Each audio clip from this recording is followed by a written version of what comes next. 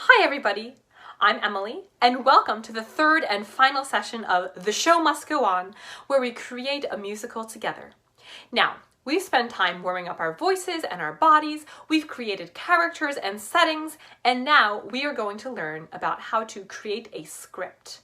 So a script is the story that we use when we are writing a musical. And so the script is kind of like a book, except it has all the lines for the different actors. And so it tells a story, and that's the special word we use in the theater for the story that the actors read from. A script. And you are going to be creating your own script today, and these scripts are going to be very, very special because they can be written either with words or with drawings. So I want you to gather up some items that you'll need, and those are pen and paper, pencils if you want, colored pencils, crayons, anything you can think of that will help you draw or write your story. Very good. All right, you also are going to need a way to play music. So similar to our last activity, you're going to need a way to play music today. And you're going to need 4 or 5 of your favorite songs. You can pause the video here while you gather those items. Okay, now that you have all of your items gathered, we are going to start by listening to those songs and figuring out how they could go together. So, the songs don't need to have anything to do with each other, but we're going to create an original story based on the song. So for example, 2 of the songs that I chose are Let It Go from Frozen, because I love Frozen, and Twinkle Twinkle Little Star. So we have Let It Go. So let it go, can't hold it back anymore. And then we have Twinkle Twinkle, twinkle twinkle little star. And so I'm going to think about different parts of those songs. So in Let It Go, Elsa is a snow queen and she's going up to her ice castle and she's creating her ice castle. She's running away from the world. Twinkle Twinkle Little Star is about stars that are in space and they're all by themselves and they're twinkling and they're very lonely, and Elsa's very lonely too. And I could say that these 2 songs could be connected, and I'm going to create a brand new character, and my character is going to be the Queen of the Stars. And she is really very sad and very lonely because she twinkles all by herself. And perhaps she sings Twinkle Twinkle Little Star at the beginning of the story, at the beginning of the musical, to show the way that she twinkles in the night sky all by herself with the other stars. And then in between, she meets some other stars. You can use other characters. They can be your brothers or sisters. They could be your toys, anything that you have around. And maybe she sings Let It Go later on because she is trying to tell herself that it's okay that she's alone and it's okay that she's lonely. And just like Elsa feels in Frozen. And then I'll have another song later on where maybe she makes a new friend and she finds a way to not be lonely anymore. So that's the way I want you to think with your songs. So I want you to find unique and creative ways that the songs can connect, even songs that have nothing to do with each other. Let It Go and Twinkle Twinkle have nothing to do with each other, and I created a character that connected them.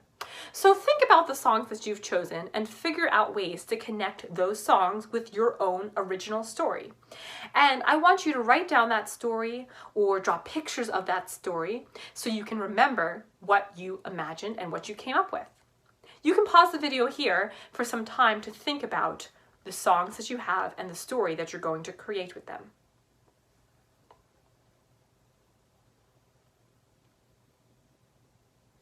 Okay. So now that you have some story ideas in mind, I want you to remember that you can use your stuffed animals, your dolls, you can use your siblings, you could even use a pair of shoes to be another character. Whatever your imagination wants, whatever you have around, those can be other characters in your story. And so now that you have your story written down, this is called our script.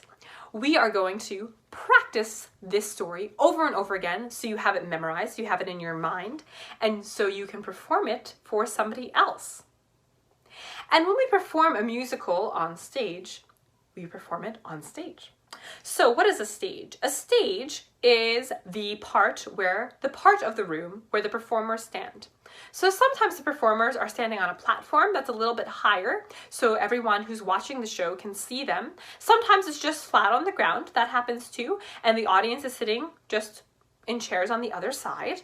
And sometimes our stage can be in the middle of the room and the audience sits all around us. Sometimes our stage can be outside, our stage could be our bed, our stage could be right in front of a fireplace, it could be in the kitchen, it could be on our porch, it could be anywhere you could possibly imagine. And also, the place where your stage is can also help inform your story. If your story takes place outside, why not make your stage outside? Now, another important word to think about is the word audience. What is an audience?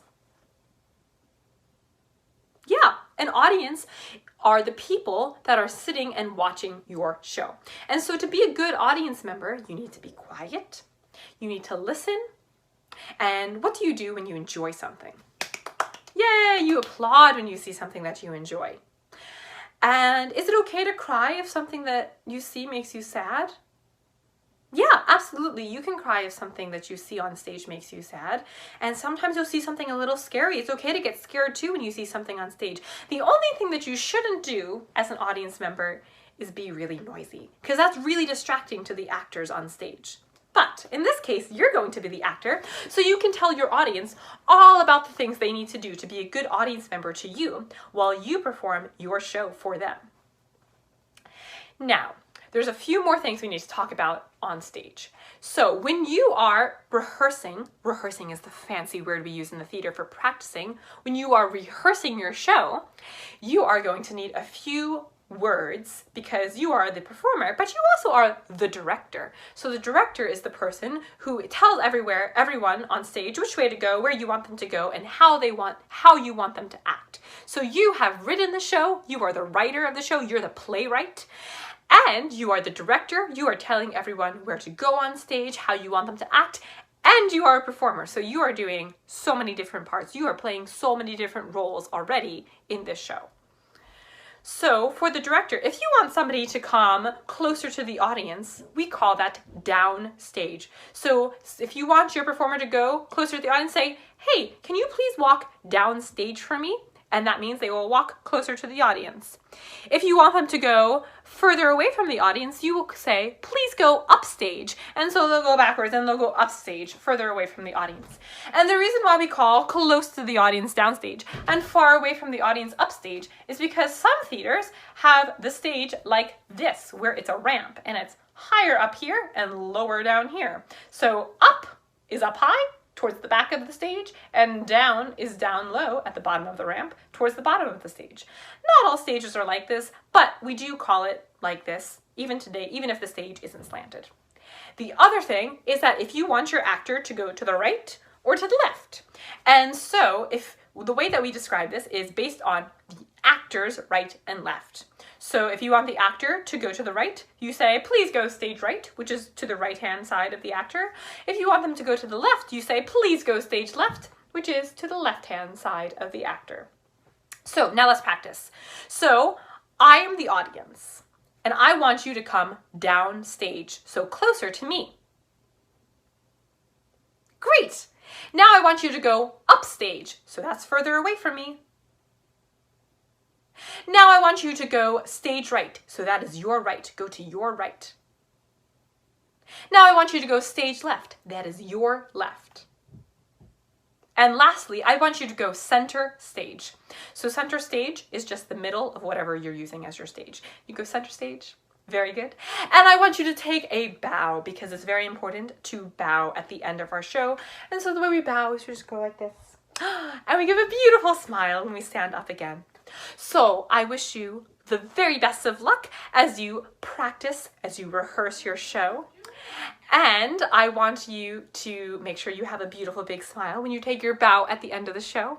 And make sure that you share your story, that you share your original musical with your family or with your friends. You could do that online. You can share it with your friends online. You can share it with your family in your home, whatever you want to do. And I hope that you use these activities again and again to create many, many more stories. One last thing is the way that we say good luck in the theater is break a leg. So break a leg with your original musical. And it was really, really fun working with you these past 3 sessions and creating a musical together. Bye!